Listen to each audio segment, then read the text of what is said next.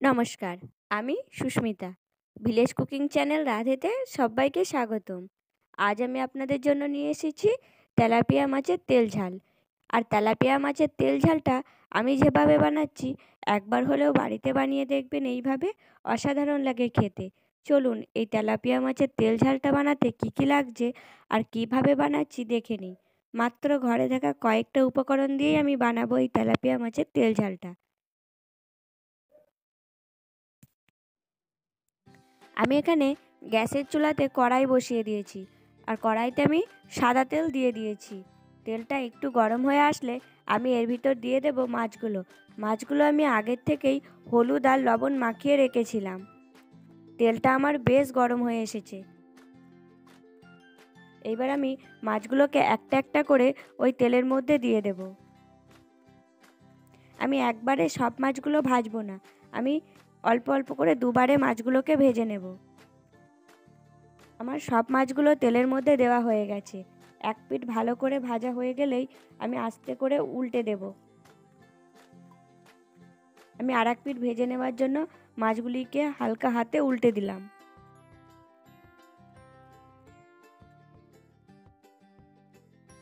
খুব তাড়াহুড়ো আমি করছি না, হালকা হাতে আমি আস্তে আস্তে মাছগুলোকে উল্টে দিয়েছি। খুব তাড়াহুড়ো করতে গেলে মাছগুলো হয়তো ভেঙে যাবে, তাই আমি আস্তে আস্তে মাছগুলোকে উল্টে দিলাম। আমার সব মাছগুলো এখানে উল্টানো হয়ে গেছে। দেখুন মাছগুলো আমার বেশ লাল লাল করেও ভাজা হয়ে গেছে। এবার আমি একটি পাত্রে তুলে নেব। একইভাবে বাকি মাছ কটাও আমি তেলের মধ্যে ছেড়ে দিলাম। আর এক পিঠ ভাজা হলে আমি আর এক পিঠ ভালো করে লাল লাল করে ভেজে নেব।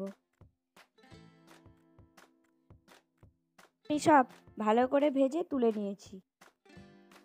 ওই তেলেই আমি আরেকটু তেল বাড়িয়ে নেব। আর তেলটা আরেকটু গরম হয়ে গেলে আমি এখানে দিয়ে দেব 1 টিস্পুন জিরে। জিরেটা একটু ভাজা ভাজা হলেই আমি এর ভিতর দিয়ে দেবো কুচনো পেঁয়াজ।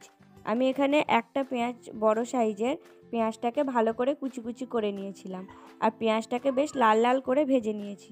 একটু ভাজা হয়ে আসলে এর ভিতর আমি দিয়ে দেব আদা রসুনের পেস্ট, লঙ্কা আর কিছুটা সর্ষে দিয়ে আমি একটা পেস্ট বানিয়ে নিয়েছিলাম, সেটাই আমি এই পেঁয়াজের মধ্যে দিয়ে দিলাম। এবার ভালো করে আমি পেঁয়াজের সাথে এগুলোকে মিশিয়ে কষিয়ে নেব। ততক্ষণ কষাবো যতক্ষণ না এই আদা রসুন সর্ষে লঙ্কার গন্ধটা না যায়। দেখুন বেশ তেল ছেড়ে দিয়েছে। এবার এর মধ্যে আমি দিয়ে দেব হলুদ 1 চামচ, জিরে গুঁড়ো 1 চামচ, ধনে গুঁড়ো 1 চামচ, লাল লঙ্কার গুঁড়ো 1 চামচ আর স্বাদ মতো লবণ দিয়ে বেশ ভালো করে আবারও কষিয়ে নেব। একটু কষানো হলেই একটু নাড়াচাড়া করেই আমি এর ভেতর দিয়ে দেব কাশ্মীরি লঙ্কার গুঁড়ো 1 চামচ। তারপর ভালো করে আবারও নাড়াচাড়া করব। মশলাটা তলা যাতে ধরে না যায় তার জন্য আমি এখানে কিছুটা জল ব্যবহার করব। আমি এখানে মশলা ধোয়া জলটাই ব্যবহার করছি, আপনারা চাইলে নর্মাল জলও ব্যবহার করতে পারেন। দিয়ে মশলাটাকে ভালো করে কষাবো। মশলাটা এখানে বেশ কষে এসেছে আর তেলও ছেড়ে দিয়েছে। এই পর্যায়ে আমি দিয়ে দেব মশলা ধোয়া জলটা আমি দিয়ে দেব পুরো রান্নাটা করে নেওয়ার জন্য। এখানে ঝোলটা একটু ফুটে আসলেই আমি এর ভিতর দিয়ে দেব ভেজে রাখা মাছগুলো। ঝোলটা আমার বেশ ফুটে এসছে, আর এর ভিতর আমি এখন দিয়ে দেব ভেজে রাখা মাছগুলো। আমি সব মাছগুলো এখানে দিয়ে নিয়েছি। এবার কিছুক্ষণ আমি এই মাছগুলোকে এই ঝোলের মধ্যে ফুটিয়ে নেব। আমি খুব বেশি গ্রেভি করিনি, তাই অল্প জল দিয়েছি। আপনারা আপনাদের পছন্দ অনুযায়ী জল ব্যবহার করবেন। ভিডিওটি কেমন লাগলো অবশ্যই কমেন্টে জানাবেন, আর আমার চ্যানেলে নতুন হয়ে থাকলে চ্যানেলটি অবশ্যই সাবস্ক্রাইব করবেন।